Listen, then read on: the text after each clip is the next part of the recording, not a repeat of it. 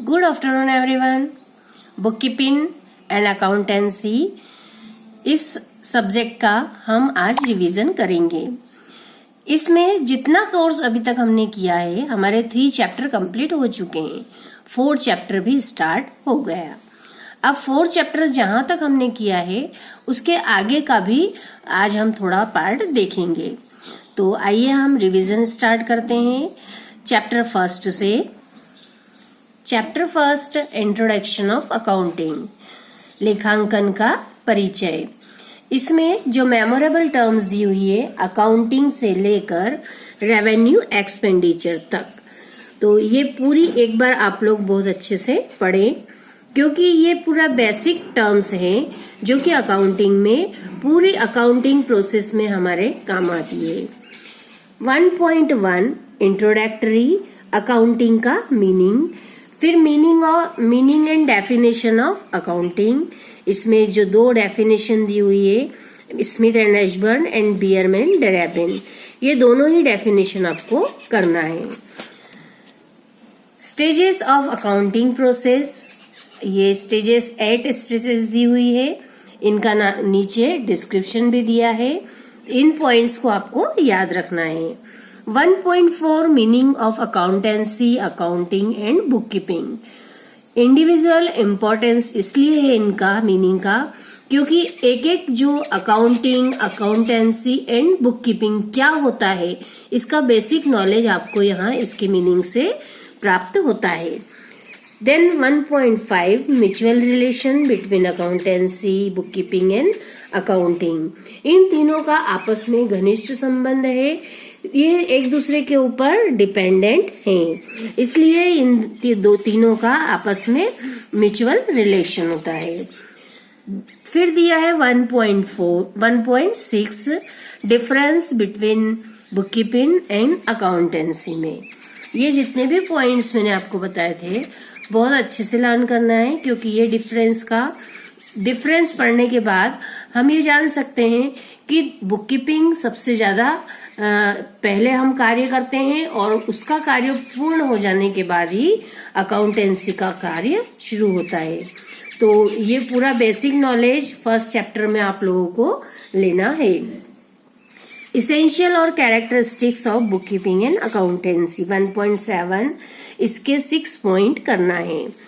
1.8 में एक short note है, इज अकाउंटेंसी साइंस और आर्ट। अकाउंटेंसी लेखाकर्म विज्ञान है अथवा कला है, इसके बारे में ये शॉर्ट नोट के रूप में यहाँ पे एक क्वेश्चन आपका बनता है, तो इसे आपको बहुत अच्छे से करना है। 1.9 objects and need of accounting. जो ऑब्जेक्ट्स हैं, उद्देश्य है या आवश्यकता, अकाउंटिंग की क्या आवश्यकता है, इसके भी 16 पॉइंट दिए हैं, आप लोगों को एनी 8 पॉइंट करने हैं। 1.10 इम्पोर्टेंस और एडवांटेजेस और यूटिलिटी। एडवांटेजेस, यूटिलिटी, इम्पोर्टेंस, यदि ये पूछा जाता है तो इनमें एक ही आंसर होगा। इसके अलग अलग जो पार्टीज है उनके लिए क्या क्या एडवांटेजेस हैं।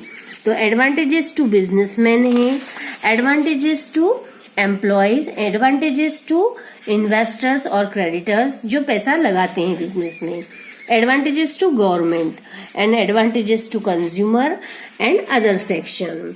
तो ये सब जो सब पॉइंट है, इन पॉइंट्स को आपको विशेष रूप से याद रखना है। लिमिटेशन और ड्रॉबैक ऑफ अकाउंटिंग, लिमिटेशन के 5 पॉइंट अच्छे से करना है।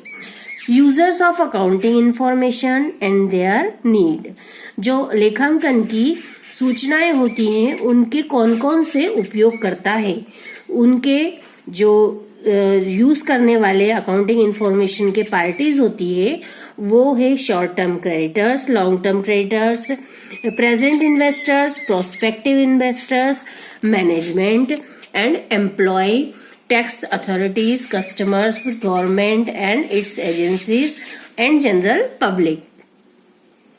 ये सब हमारे लेखांकन की जितनी भी हमारी इंफॉर्मेशन होती है उनसे लाभ उठाते हैं या उनके लिए यह उपयोगी होते हैं, इसलिए यह उनके उपयोगकर्ता है। यूजर्स ऑफ अकाउंटिंग में यहाँ पे जो हमने पॉइंट्स देखे उसका चार्ट भी दिया हुआ है, तो इस चार्ट के माध्यम से आप इसको अच्छे से और समझ सकते हैं। यूजेस ऑफ अकाउंटिंग डाटा, जो हमारे अकाउंटिंग की लेखांकन के जितने भी डाटा होते हैं उनके क्या यूज हैं। Measuring business performance, forecasting future targets, helpful making decision, rectifying the drawbacks of performance, complying the legal formalities। तो ये 5 पॉइंट्स आपको करना है। 1.14 में essentials of relevant and reliable accounting information, ये जो आवश्यक तत्व हैं ये भी करना है। टाइप्स ऑफ अकाउंटिंग इंफॉर्मेशन, जो information relating to financial transaction and events, इसमें financial position, economic structure of the concern, liquidity and solvency. Information relating to cost of product operation और फंक्शन। फिर information relating to planning and controlling activities, जिसमें finance, production, marketing, self, research and development आता है। इसके बाद 3 point और दिए हुए हैं, इन्हें भी हम कर चुके हैं, इनको भी आपको देखना है। 1.16 जो कि इम्पोर्टेंट है, qualitative characteristics of accounting information, उनकी क्या गुणात्मक विशेषताएं हैं लेखांकन इंफॉर्मेशन की, अकाउंटिंग इंफॉर्मेशन की। तो factors determining quality of accounting information, understandability, relevance, reliability and comparability, ये 4 पॉइंट चार्ट के माध्यम से यहाँ बताए हुए। इनका यहाँ पे डिस्क्रिप्शन भी दिया हुआ है, ये आप लोग देखेंगे अच्छे से। फिर 1.17 में ब्रांचेस ऑफ अकाउंटिंग, जिसमें कि 4 ब्रांचेस दी हुई है। Financial accounting, cost accounting, management and social responsibility accounting. Then 1.8 systems of accounting, लेखांकन के कौन कौन सी प्रणालियां होती है। तो Indian system, double entry system, single entry system and cash system, ये 4 सिस्टम होते हैं जिनसे कि हम अपनी अकाउंटिंग को रख सकते हैं। देन अकाउंटिंग सीक्वेंस, किस सीक्वेंस में या किस क्रम में अकाउंटिंग की जाती है। फर्स्ट जनरलाइजिंग, क्लासिफिकेशन और posting into ledger, balancing and trial balance, income statement, position statement और बैलेंस शीट। यहाँ चार्ट भी दिया है, इस सीक्वेंस को चार्ट के माध्यम से भी समझा सकते हैं। 1.20 इसमें दी हुई है टेक्निकल टर्मिनोलॉजी। अभी जितनी भी टेक्निकल टर्मिनोलॉजी की हमारी टर्म्स हैं, इन टर्म्स को एक एक को बहुत अच्छे से हमने पहले देखा है, ये आप रिवाइज करते रहिए, तो आप लोगों को आगे किसी भी टर्म में, किसी भी जब हम अकाउंटिंग के सम करेंगे तो किसी के भी कंसेप्ट में आपको कुछ कंफ्यूजन नहीं होगा। Then special discount, cash discount and trade discount, ये 3 डिस्काउंट मेन होते हैं, उसमें ट्रेड एंड कैश और ज्यादा महत्वपूर्ण है। इनमें डिफरेंस दिया हुआ है, 9 पॉइंट्स दिए हैं, 9 पॉइंट में से एनी 6 पॉइंट बहुत अच्छे से आपको करना है। फिर इसके बाद जितनी भी ये टर्मिनोलॉजी है ये सब आपको याद रखना है। ज्यादातर हमारे असेट्स, लायबिलिटीज, कैपिटल, ये हमने अकाउंटिंग इक्वेशन में भी देखी है, तो यहाँ से हम इसकी थ्योरी को अच्छे से और समझ सकते हैं। तो ये जितनी भी टर्मिनोलॉजी है ये पूरी फॉर्म 35 तक हमको पूरी अच्छे से करना है। ये हुआ फर्स्ट चैप्टर कंप्लीट। इसके बाद जितने भी हमारे पास इसके पीछे के क्वेश्चंस दिए होते हैं, जो ऑब्जेक्टिव टाइप क्वेश्चन है या 2 मार्क्स के क्वेश्चन है, शॉर्ट क्वेश्चन, लॉन्ग क्वेश्चन, वो सारे क्वेश्चन आप लोगों को देखना है। नेक्स्ट सेकेंड चैप्टर, जिसका कि अब हम रिवीजन देख रहे हैं। सेकेंड चैप्टर में हमें यह देखना है कि fundamental accounting assumption, accounting principle and accounting standard.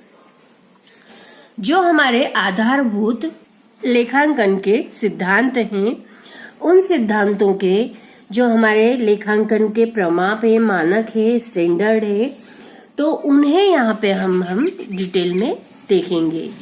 जब हमने यह स्टार्ट किया था तो सबसे पहले अकाउंटिंग प्रिंसिपल्स का मीनिंग देखा था। अकाउंटिंग प्रिंसिपल्स के मीनिंग के बाद इसकी जो डेफिनेशन दी हुई है, American institute and Canadian institute, ये दोनों ही डेफिनेशन हमने देखी थी। इनमें से एक डेफिनेशन आपको बहुत अच्छे से याद करना है। कैरेक्टरिस्टिक्स ऑफ अकाउंटिंग प्रिंसिपल, इसकी 3 characteristics: objectivity, feasibility and usefulness. Then classification of accounting principle, basic assumption, basic principle, modifying principle of accounting. फिर 1 पॉइंट को लेकर के और उसका description. Basic assumption of accounting, basic assumption में assumption of accounting entity, assumption of money measurement, assumption of going concern, assumption of accounting period। ये चारों ही point बहुत महत्वपूर्ण हैं।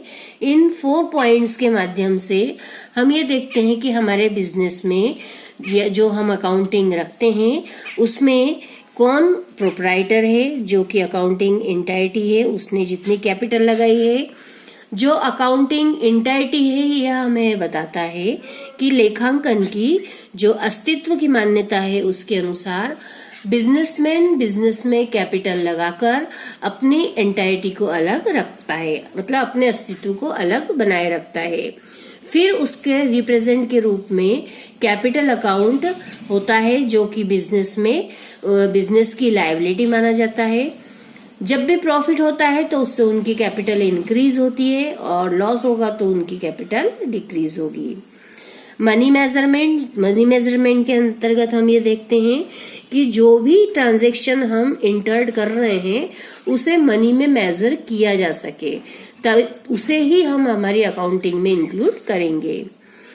गोइंग कंसर्न, जब भी बिजनेस स्टार्ट किया जाता है तो और जो संपत्तियां जितनी भी असेट्स परचेस की जाती है तो वो यह मानकर ही किया जाता है कि हमारा बिजनेस कंटिन्यू रहेगा, और उसी के हिसाब से असेट्स एंड लायबिलिटीज को बिजनेस में देखा जाता है। अजम्पशन ऑफ अकाउंटिंग पीरियड मतलब समय की अवधि की मान्यता के अंतर्गत 12 मंथ्स का 1 अकाउंटिंग पीरियड माना गया है। जो अकाउंटिंग पीरियड 12 मंथ्स अर्थात 12 महीने का 1 वर्ष अकाउंटिंग ईयर होगा। उस अकाउंटिंग ईयर में हम डेट को 12 मंथ्स को कहीं से भी डिसाइड कर सकते हैं, जैसे 1 जनवरी टू 31 दिसंबर, 1 मार्च से उधर अप्रैल तक, मतलब अब ये 1 अप्रैल से 31 मार्च तक।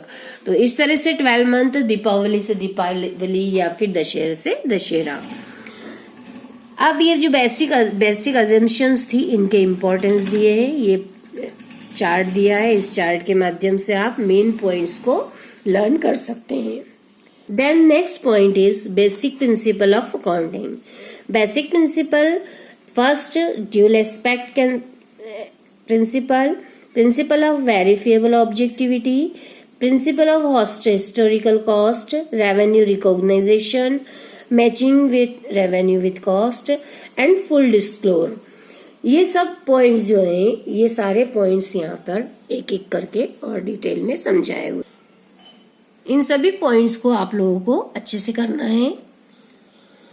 फर्स्ट पॉइंट जो प्रिंसिपल ऑफ ड्यूल एस्पेक्ट है, उसके अंतर्गत ये बताया जाता है कि कोई भी ट्रांजैक्शन होता है उससे 2 पार्टीज अफेक्टेड होती है और दोनों में ही लेखा करना अनिवार्य है। अर्थात जब भी एंट्री बनती है तो 2 खाते 2 ओपन होते हैं और दोनों में ही ट्रांजैक्शन को इंटर करना कंपलसरी है। सेकंड, वेरिफिएबल ऑब्जेक्टिविटी, जो भी ट्रांजैक्शन होगा उसे हम किसी भी ऐसे वाउचर या फिर कोई भी ऐसा प्रमाण हो जो कि वेरीफाई कर सके कि हमने यह ट्रांजैक्शन किया है। हिस्टोरिकल कॉस्ट, कोई भी बिजनेस में असेट्स परचेस की जाती है तो उसमें हमें उसकी जो लागत होती है उस लागत को ही लिखना है हमारी बुक ऑफ अकाउंटिंग में। उस मूल्य के हिसाब से ही उसके आगे के ट्रांजैक्शंस हम रिकॉर्डिंग में लिखते हैं। प्रिंसिपल ऑफ रेवेन्यू रिकॉग्नाइजेशन, जो हमारे पास रिसीव्ड हुई है रेवेन्यूज, आगम प्राप्त हुई है, वो किस बेसिस पे हुई है। 3 टाइप्स ऑफ यहाँ दिए हैं basis, sales basis, cash basis and production basis. इन तीनों ही बेसिस में से किसके आधार पर हुई है उसके हिसाब से ही हमें उसकी एंट्री करना होती है।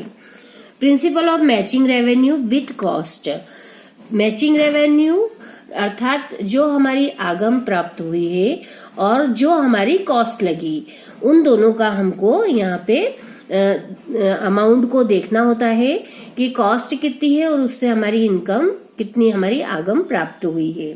यहाँ कुछ फॉर्मूलेज दिए थे, उन फॉर्मूलोज को आपको याद रखना है, जैसे कॉस्ट ऑफ गुड्स सोल्ड और net purchase, net sales, gross profit, direct expenses, indirect expenses. फिर principle of full disclosure, full disclosure मतलब पूरी तरह से प्रकट करना। जो भी हम ट्रांजैक्शन करें उसमें हम हमारे अकाउंटिंग में कंप्लीट ट्रांजैक्शन को रिकॉर्ड करें, कुछ भी उसमें से हम उसमें छिपाए नहीं। जो भी वास्तविक स्थिति बिजनेस की होती है उसे अकाउंटिंग में हमें शो करना चाहिए। Then modifying principle of accounting, परिवर्तनीय सिद्धांत, इसके भी पॉइंट्स दिए हुए हैं। मॉडिफाइंग प्रिंसिपल ऑफ मैटेरियलिटी, फिर modified principle of consistency, modifying principle of conservation, modifying principle of timeliness, modifying principle of substance over form और modifying principle of variation in industry practice. इस तरह से फर्स्ट पॉइंट जो है modifying principle of materiality means महत्वपूर्ण जितने भी तथ्य होते हैं उन तथ्यों को हम बिजनेस में हमारी जितने भी इम्पोर्टेंट जो एलिमेंट्स होते हैं जो हमें दिखाया जाना चाहिए वो सब हम यहाँ पर शो करें। Second, modifying principle of consistency, consistency means समरूपता का सिद्धांत। इस सिद्धांत के अनुसार भी जो हमारा चालू वर्ष है उससे पिछले वर्ष में हमने कितना प्रोडक्शन किया था और भविष्य के लिए हम क्या योजना बनाए, तो यह समय के अनुसार जो भी हमारी सूचनाएं हैं उन सूचनाओं को टाइमली हम एक दूसरे तक पहुंचा सके और सभी समय के अनुसार हम अपनी अकाउंटिंग में शो कर सकें। Third point, modifying principle of conservation, जो कंजर्वेशन है मतलब रूढ़िवादिता। तो इस सिद्धांत में भी जो सुरक्षित नीति है उसका अनुसरण करना चाहिए। जितनी भी संभावित हानियां हो सकती है उन्हें लेखांकन में क्लियरली दिखा देना चाहिए। उसमें कुछ भी यह संभावित लाभ भी हो सकते हैं और हानियां भी हो सकती है, तो दोनों ही हमें अपने अकाउंटिंग में शो करना चाहिए। जो हमारे बेड डेब्ट्स हैं उनके लिए प्रोविजन भी करना है। जितना हमने इन्वेस्टमेंट किया है उसका मार्केट प्राइस कितना है और उसकी कास्ट कितनी थी, जो भी कम हो उसे हम इसमें दिखाना चाहिए या शो करना चाहिए। Next point is modifying principle of timely. इस प्रिंसिपल के अकॉर्डिंग समयबद्धता का परिवर्तनीय सिद्धांत। इस सिद्धांत में भी समय पर प्राप्त जो हमारी सभी सूचनाएं होती है उसमें हमें टाइम के अनुसार जो प्रॉफिट होना चाहिए वो अगर समय पर हमें कोई भी सूचना प्राप्त हुई उसका हमने फायदा लिया, लाभ प्राप्त किया, तो वो हमारे लिए इम्पोर्टेंस रखती है। इसलिए जब हम अंतिम खाते तैयार करते हैं उसके पहले सारी सूचनाओं को हमें हमारे पास तक आ जाना चाहिए। इसके बाद जो पॉइंट है modifying principle of substance over form means प्रारूप पर तथ्यों के प्रभुत्व का सिद्धांत। इस सिद्धांत के अनुसार भी जितने भी ट्रांजैक्शन हैं उन सब का इस प्रकार लेखा करें कि जो वैधानिक प्रारूप है, जो लीगल है, उसके बजाय उनकी वित्तीय वास्तविक और तथ्य जो है वो मुख्य रूप से प्रकट हो। वित्तीय वास्तविकता और तथ्य लेखांकन के व्यवहारों की आत्मा मानी जाती है, जो कि निश्चित रूप से स्पष्ट होनी चाहिए। तो इस तरह से ये जो पॉइंट्स हैं, इन पॉइंट्स को आप एक बार और बहुत अच्छे से देखें और इन्हें लर्न करें। Modifying principle of variation in industry practice, उद्योग और परंपरा का परिवर्तनीय सिद्धांत। कुछ उद्योग बड़े पैमाने के होते हैं और कुछ छोटे, कुछ कुटीर और कुछ अन्य अत्यंत ही लघु, कुछ मौसमी होते हैं और कुछ अमौसमी, मतलब नेचर के हिसाब से भी उनके बिजनेस या उद्योग रहते हैं। तो सबकी अपनी अपनी विशेषताएं होती है। तो प्रत्येक जो उद्योग है उनकी अपनी विशेषताओं के अनुसार उसमें हम जितना प्रॉफिट कमाना चाहते हैं, तो समय के अनुसार जो भी हमें उस समय उपयुक्त लगे उसके अकॉर्डिंग ही हमें अपनी अकाउंटिंग में उन तथ्यों को शामिल करना चाहिए। इसे हम एक एग्जाम्पल के द्वारा समझ सकते हैं कि कृषि एक उद्योग माना जाता है, किंतु कृषि के जो उत्पाद होते हैं उनको प्रायः जो बाजार मूल्य है उन पर ही दिखाया जाता है, लागत मूल्य पर या कॉस्ट पर नहीं। और अन्य उद्योग यह विधि नहीं अपनाते। तो इसका कारण है कि एक ही प्रकार के कृषि उत्पादों की लागत भिन्न भिन्न जो कृषक होते हैं या जो फार्मर होते हैं उनके लिए अलग अलग होती है। Next, accounting standard. Accounting standard में हमने meaning and definition, objectives, need of accounting standard, arguments for advantages of setting standard accounting standard, इनके भी पॉइंट्स देखे थे, एंड आर्ग्यूमेंट्स अगेंस्ट और disadvantage of setting accounting standard. तो यहाँ तक जितने भी पॉइंट्स हैं, इन सभी पॉइंट्स को आप लोगों को अच्छे से कर। Accounting principle and accounting standard दोनों में जो डिफरेंस दिया है 5 पॉइंट्स हैं, इन 5 पॉइंट्स को बहुत अच्छे से करना है। 2.15 brief history of double entry system. Double entry system ये हमारा दोहरा लेखा प्रणाली का एक ऐसा सिस्टम है या एक ऐसी प्रणाली है जिसके अकॉर्डिंग ही हम हमारी बही खाता में एंट्रीज करेंगे, या इस सिस्टम से ही हम हमारी अकाउंटिंग को मेंटेन करेंगे। तो इसका मीनिंग दिया हुआ था एंड इसकी कैरेक्टरिस्टिक्स और essential. Then principle of double entry system सबसे इम्पोर्टेंस रखते हैं, क्योंकि इन प्रिंसिपल के अकॉर्डिंग ही हमारी अकाउंटिंग की प्रोसेस पूर्ण हम करेंगे। बेसिक में हमारे ये प्रिंसिपल रहेंगे जिन्हें हम आधारभूत तथ्य मान करके या इन्हें हम रूल्स के अकॉर्डिंग लेकर के और हमारी अकाउंटिंग की प्रोसेस पूर्ण करेंगे। Object of accounting in double entry system ये भी देखा था। Stages of accounting under double entry system, इसमें सबसे पहले ओरिजिनल रिकॉर्ड रखा जाता है, then classification, summary and final account तैयार किए जाते हैं। 2.21 और merit of double entry system.